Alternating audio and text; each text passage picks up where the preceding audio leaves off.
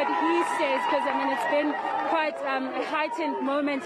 Santa, if we can just take a moment to speak to you.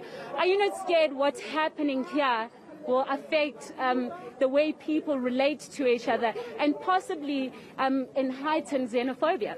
Let me tell you what happens. We arrive here at Pick and Pay. The only thing left to do is to hand over a piece of paper to the person here at Pick and Pay. No one is coming for anything else. People retreat, the public retreats and waits for that action to happen. I, as leadership, say I won't allow these doors of Pick and Pay to open without the presence of police. I go there where the kennel has put together his people there talking to them, right? So I go humbly. Kennel Kupabona Hanya, can I please see you? He does this to me. Kennel, you don't know what I want from you. You can't display such emotion where as a key leader here, because there's no one above your rank here. You are the one talking, people are listening. Kennel, I'm saying, all that needs to happen is to hand over a piece of paper. Let us make sure that it happens peacefully. He says, no, go ahead and do it violently the way you want. An entire kennel. He thinks that his ranks can speak for him. Let me tell you what happens here on the ground. Your mouth speaks for you, but your actions speak louder for you. That kennel is not in a position of leadership at all. I'm telling you now, not in any position of leadership. He can do whatever he wants. My full names, he has them. I have his full names. We'll see where it gets to. We'll see where this ends up to. All the people want is to hand over a piece of paper. No communication, no talking, no nothing.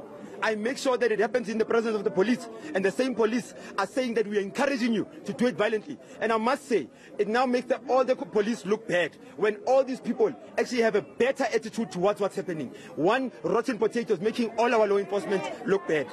And that's not something I'm going to allow. That's why I'm using the airtime to dismiss any allegation against any other member. But that kennel must be taken to task. He has no sense of leadership. He must go back to college. I'll make sure he goes back to college. But would you agree that the reason why they're responding to you this way is because you pushed out of the park when they were still trying to decide how...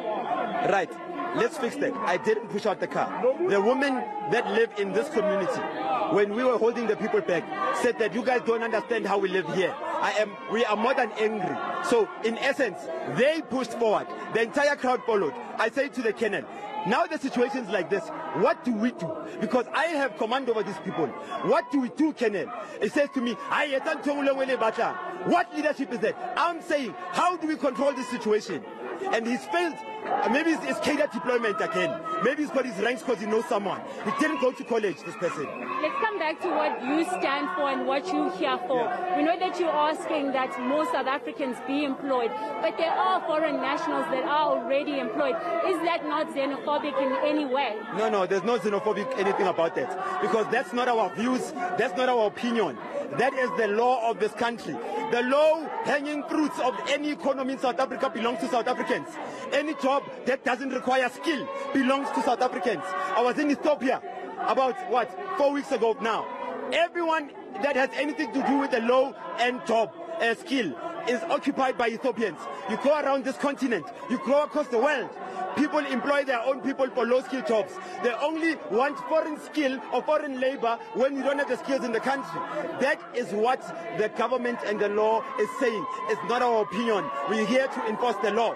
The same way we enforce bylaws on the pavement. Then why aren't you speaking to these departments and bringing them in to speak to you?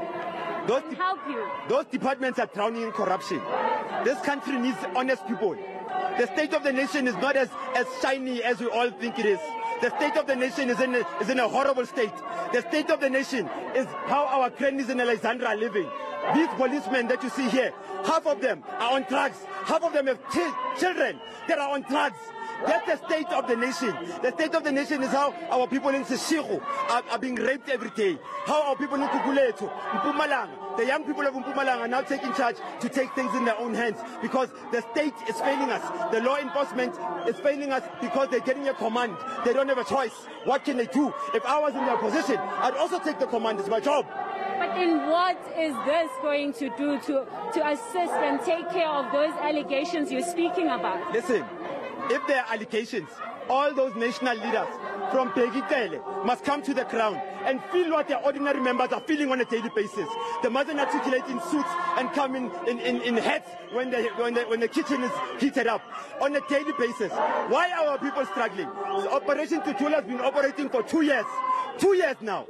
June 16, we had thousands of people. Where were the politicians? People in government, where were they? Why can't Peggy say, I'm not a policeman today, I am a South African. Let me hear what the Caucus want. I'm marching with them. What's the problem? Or drugs, where? Here. So they can see that the small guns they give our police members, they are faced with ARPAs every day. So these people are making leisure decisions because they can. But it's time, South Africans, the people will rise. And it starts like this. If you remember June 16, you'll remember where it started and where it ended.